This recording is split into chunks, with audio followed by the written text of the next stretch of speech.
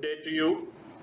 I'm going to talk about our true self and how SQ or spiritual intelligence helps discover our true self. The question that I ask myself again and again is, who am I and what makes you you? Let me start by talking about the law of duality. The law of duality states that most things in life come in twos, and they're opposites, and they're opposites of the same thing, like happy, unhappy, which is a mood thing, tall, short, your height, measurement, hot, cold, temperature. So if you are the only person on earth, on this planet, would you be able to say that you're tall or short? If there was no unhappiness, would you be able to experience happiness? Opposites make experience possible. If everything was A, we could not experience it. To experience A, we need to experience not A. So to discover our true self, we need to experience our other self or our false self. To figure out who I am, I need to figure out who I am not. So two questions then. Who am I and who I am not? Let me start with a quotation from a French philosopher, Pierre Teilhard. He says, "We are not human beings having a spiritual experience. We are spiritual beings having a human experience." So we have two opposites here, human beings, spiritual beings. Why would divine beings, spiritual beings, want a human experience? As per law of duality, there can be no divine experience without a contrasting human experience. If there were only divine beings and no human beings, the divine experience is not possible. The six scriptures say that high-level beings long for a human body because that's the only way to get the divine experience. So we are already spiritual. So being spiritual is not an attainment, it is a homecoming. Here's a question. What is the opposite of death? Most people will say life. That's not true. It's not life. The opposite of death is birth. Life is eternal and therefore has no opposite. Birth and death are just doors that open from the spiritual world into the physical world and then back again. These are simply transitions from a higher frequency spiritual world to a lower frequency physical world and back.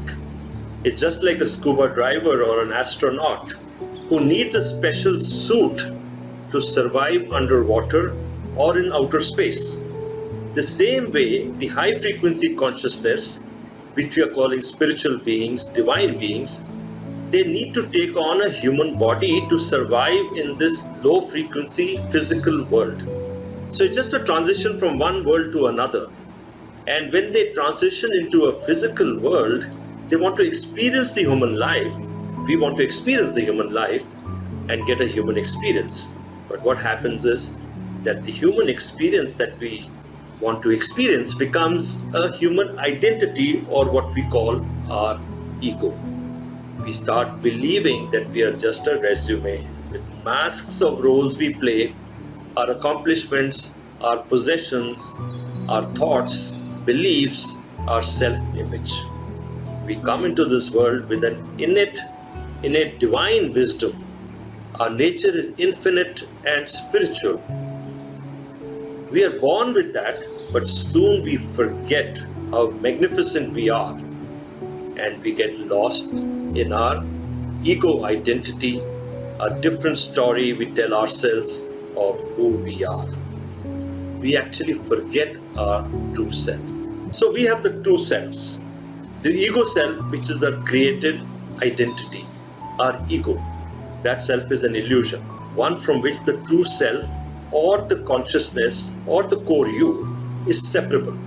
These two selves, in these two selves, we identify with what we pay attention to. We have a switch in our brain, the attention switch. It identifies with what we pay attention to. and SQ is shifting attention from the ego self to the true self, to the true core self. And that shifting of attention from the false illusory self to the true self is also called waking up. A spiritual life is one where the illusion of the ego self is noticed. And when you move from the false self, the ego self, to the true self, the emotion of awe, a sense of wonder, is released. That can be explained by an example. Water frozen is ice. We can then cut the ice into different pieces and give them a name.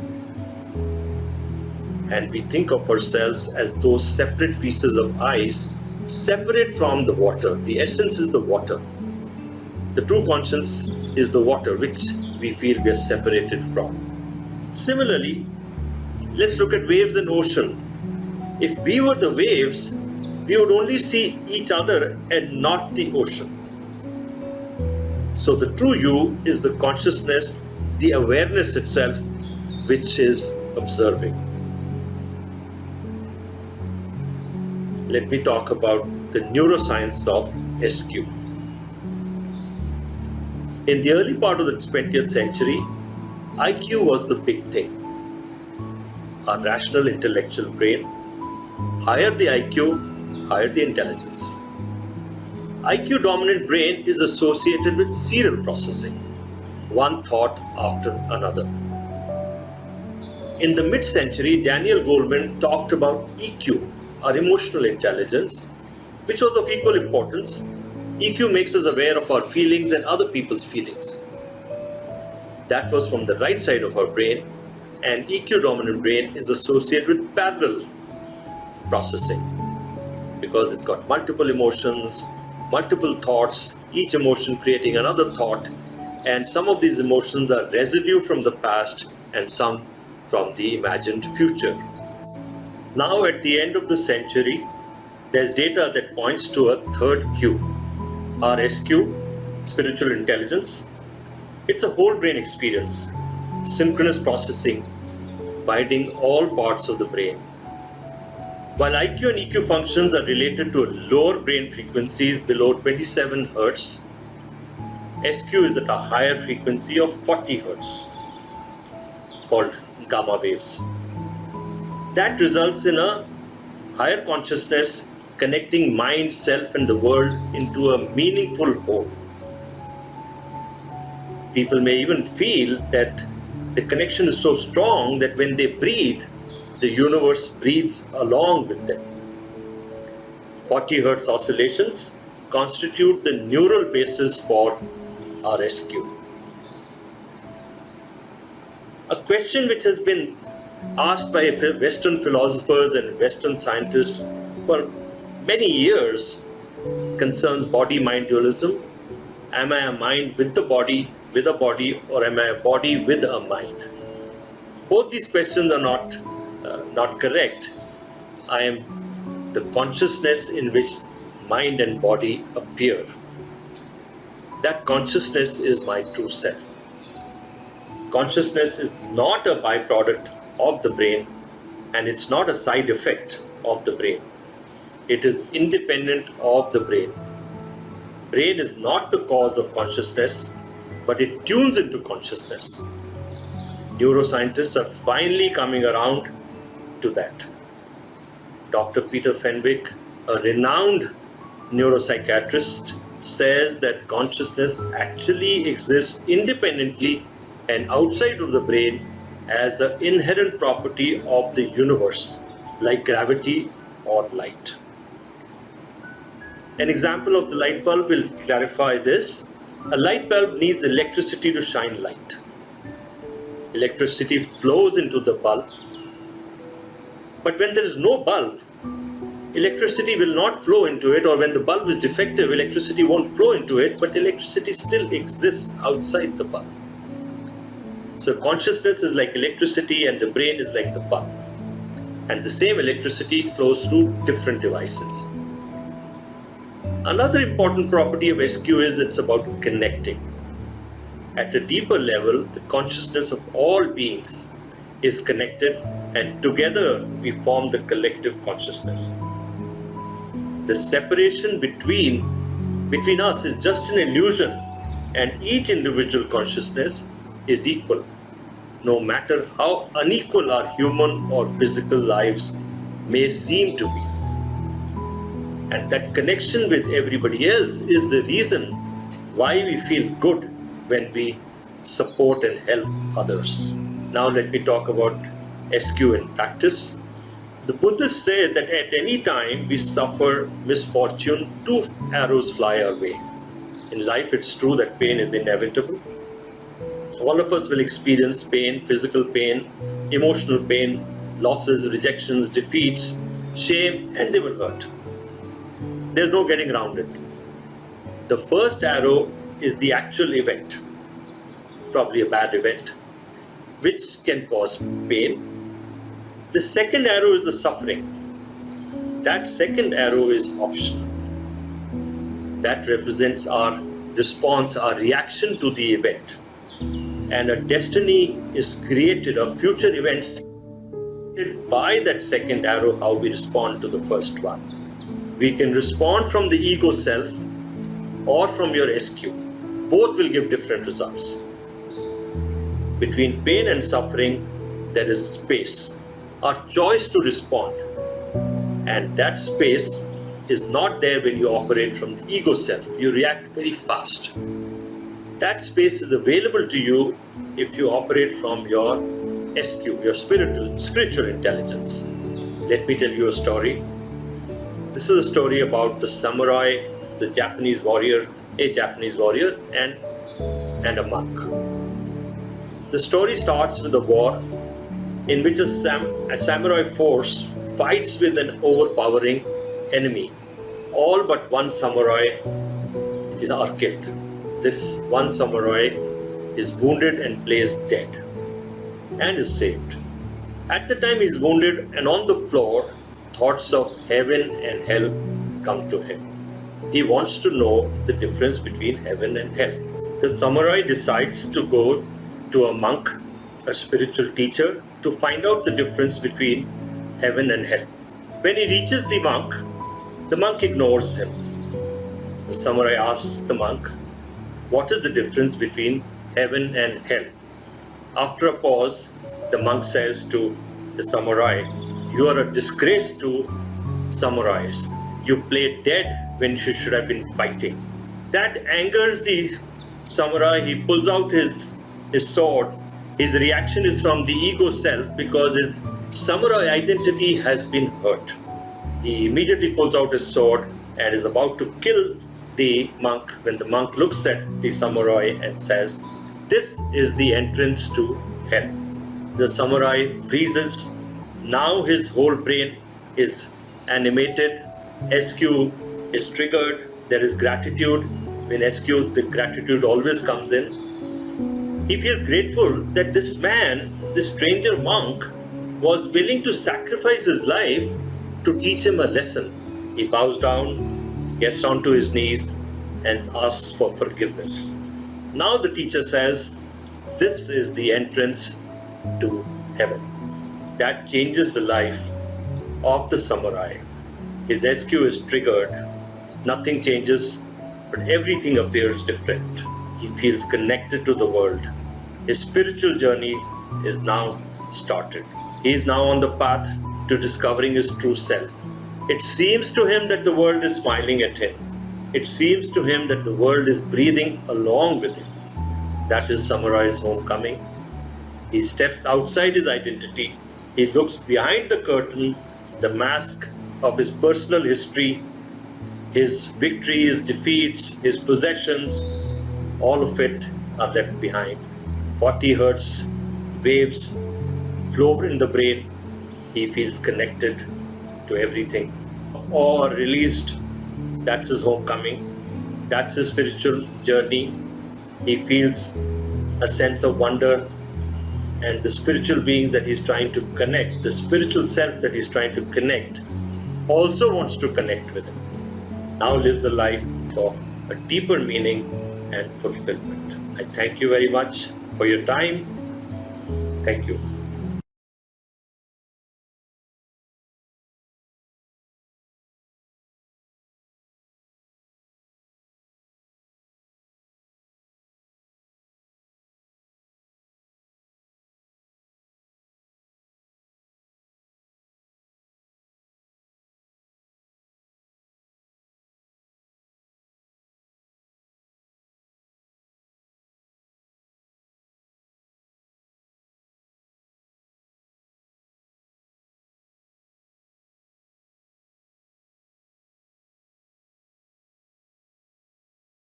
Was raised in the 80s, bricks in the place. These days were a madness, nights were just crazy. Looking back, grateful for the man that it made me. All about the future, but I reminisce daily. Looking on the wall means something to me. Hanging in the wood makes me feel better. Wish I could go back.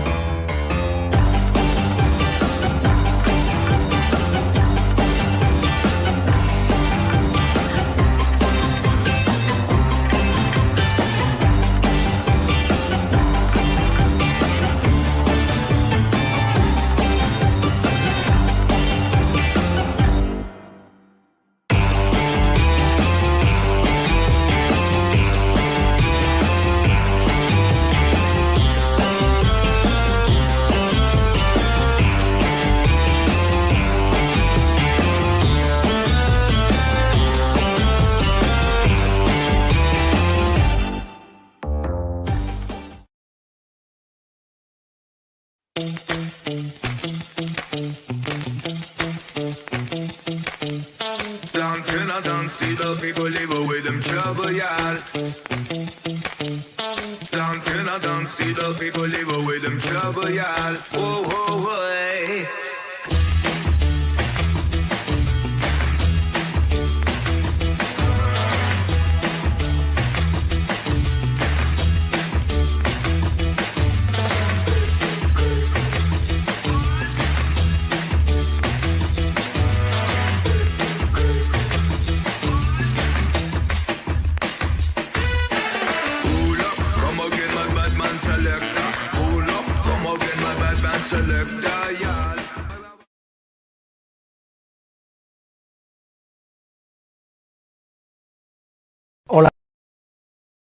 Hola, soy Luis Gallardo, el fundador de World Happiness Fest, y quiero invitarte a la Semana Mundial de la Felicidad, del 18 al 23 de marzo. Va a ser impresionante. 150 expertos de más de 45 países, anfitriones de Ágora, compartiendo qué va a ser el futuro de la felicidad.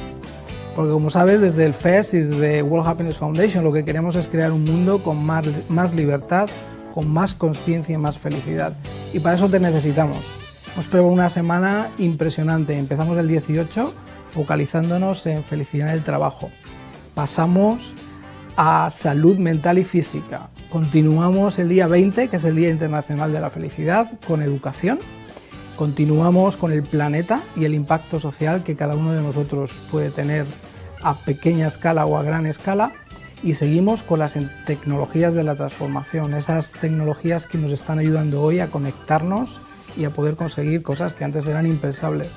Y terminamos el día 23 con felicidad gestionada desde las políticas públicas y el gobierno. Así que, como ves, una semana completa, llena de actividades en la que vamos realmente a crear el futuro de la felicidad. Pero para eso te necesitamos. Así que únete, worldhappiness.foundation, y te esperamos del 18 al 23 de marzo.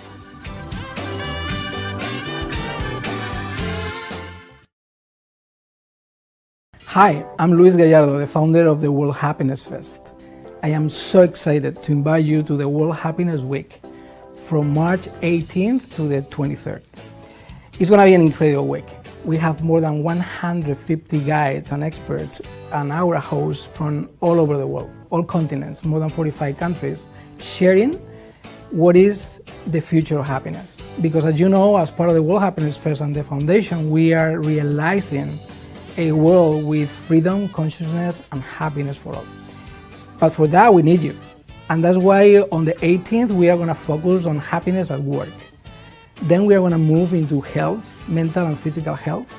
And now that COVID is really hitting the whole humanity, we really want to understand the roots of suffering and how to manage and embrace it in order to move to another level. On the 20th, which is International Day of Happiness, we are going to focus on education, what systems are working right now, and how we can really create the conditions at school and in the education system that can help our kids to flourish. On the 21st, the focus is planet, is social impact, and how anybody, in whatever circumstances, small scale, large scale, we can really make a difference. Then we are going to be talking about technology on the 22nd of March, because right now in this time of the fourth industrial revolution or information revolution, we really have more connectivity than ever before. So how do we deal with that? What are the new technologies that are going to help us move to the next level? And then on March 23rd, the focus is on governance and policy making. How mayors, states, and nations can really create policies and the conditions for all of us to flourish and to have a happy life. So, but for all of this, we need you. So you are more than invited. Please join us March 18th to the 23rd, World Happiness Fest, and you can join us at worldhappiness.foundation. We count on you.